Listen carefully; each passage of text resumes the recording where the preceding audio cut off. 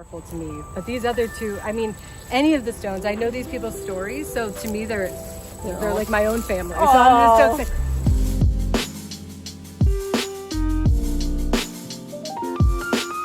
Hi, this is Lynn Widmeyer, and today I am with Addison Reese, and we are sitting in the Carneysville Methodist Cemetery, which dates back to 1902. And Addison is a member of the Jefferson County Historic Landmarks Commission. And she has a particular interest in making sure that we don't forget about the cemeteries in this county that date back quite a long time ago, and in this day in 2023 are threatened by new development projects. And Addison is working to make sure that the history and character of these cemeteries stays in good shape and that their occupants are not forgotten.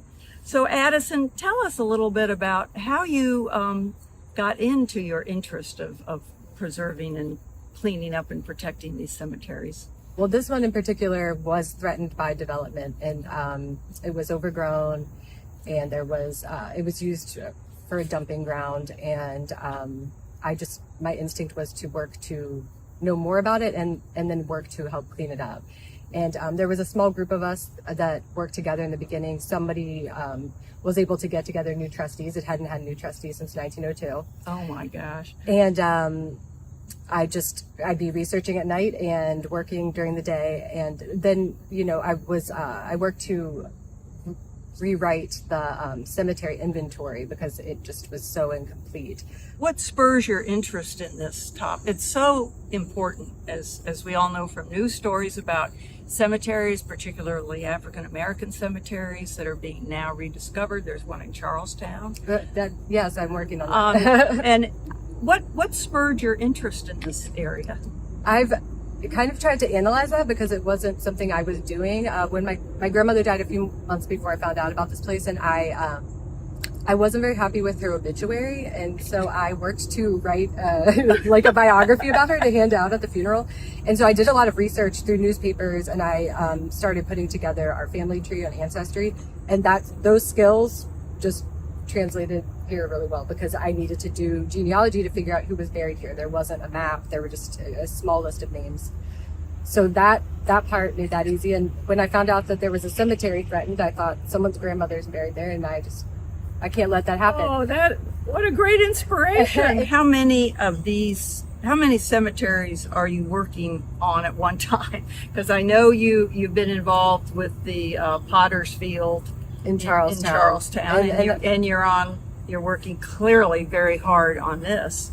Fairview, I'm assistant superintendent of that cemetery. Now, where is Fairview? That's right beside Page Jackson Elementary. Okay. And actually, the two educators that Page Jackson is named after are buried at Fairview. Oh, right next door. Wow, that's pretty So, special. yeah, and there are so many really important figures of the Black community of Charlestown, like following and predating emancipation. Where do all the wonderful information that you gather in history, where does that reside? Does the Landmarks Commission have a repository? I add everything I can to find a grave. I've gone stone by stone at all the Black cemeteries in the county and made sure that I had an inventory of each of those sites of what was there at that time. And I finished that a couple years ago. And anytime I find one, so at Fairview I find graves a lot. So where does this that's Find a Grave is a website, and so there's a page. There's a page for each cemetery. That's why I like Find a Grave, because you can connect people between cemeteries, like for the parents and children, and spouses. So it's a good genealogical resource. Now I find your interest and your involvement in all the work you're doing on these cemeteries particularly impressive because you are the mother of how many children? Three children.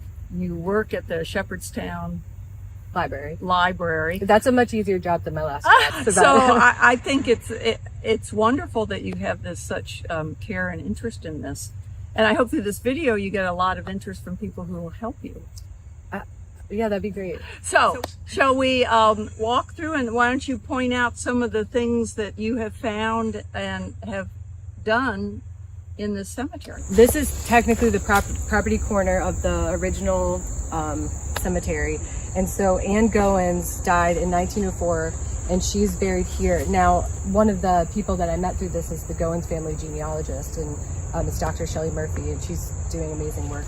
And Now, she didn't even have this one on her radar. This was grown into this tree, and I found this in February 2019, I think. 2020 maybe.